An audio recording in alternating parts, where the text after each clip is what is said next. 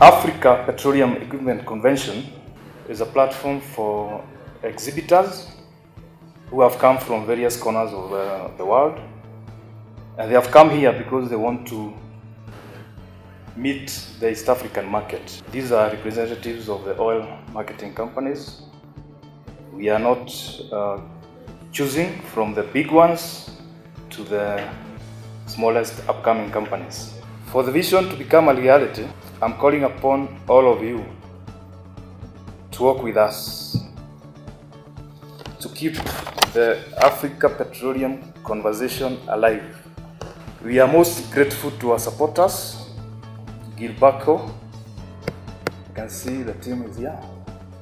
They trusted us at a very inaugural stage, and they came on board as 2018 gold sponsors.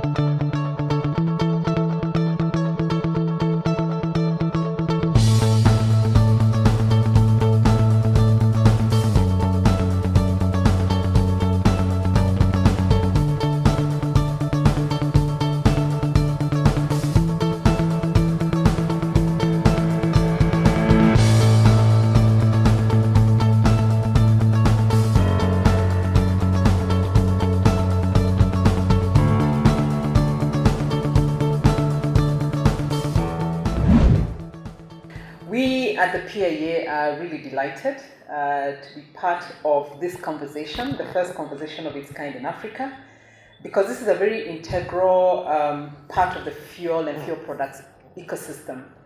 And I must thank Alison and Davis for having taken the courage to actually run with it. Exhibitions and conversations of this sizing are quite a challenge to organize. And just going by what I have seen at the exhibition area, I'm very impressed about the quality of exhibitors that we have managed to secure.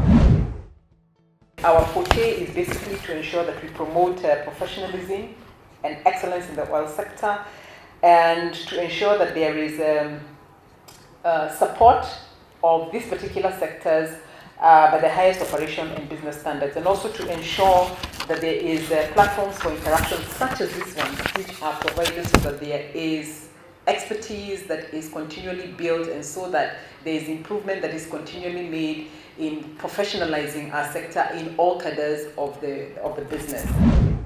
We are participating, whether it is at the Kenya Private Sector Alliance and other places. I have always believed that you better take your discussion, your pain, where you can be heard. I will say that the conversation is going on, but we have to keep at it. So the Kenya Oil and Gas Association, just very quickly, is an association of all of the oil companies that have production sharing contracts with the government of Kenya.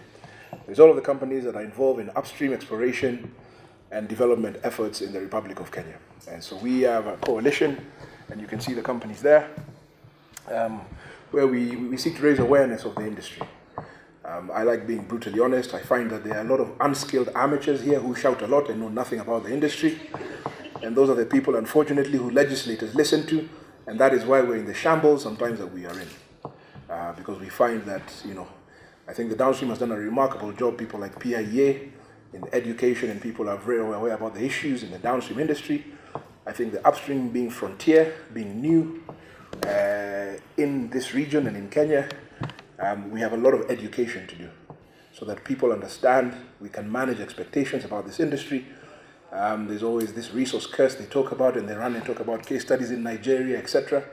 But we have a lot of education to do to make sure people understand the upstream industry, the upstream sector, the potential of its contribution to the economy of Kenya and East Africa in general, but also the things that we need to look out for. And what we need to do is to educate. We take some of these legislators, some of these local community people to places like Ghana, places like Oman.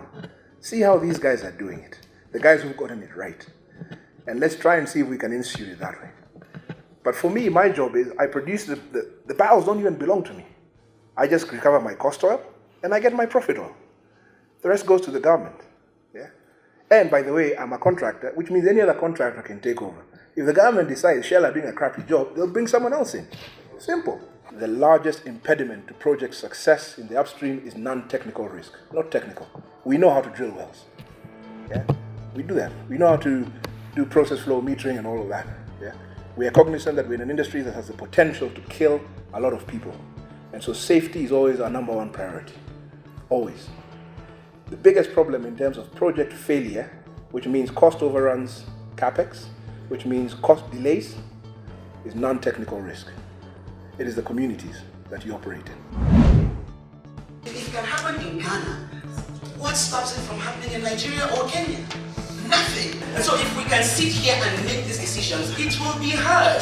In the corridors of power, there are people here who represent our voices. Let's begin to speak and not be afraid to ask for what is ours.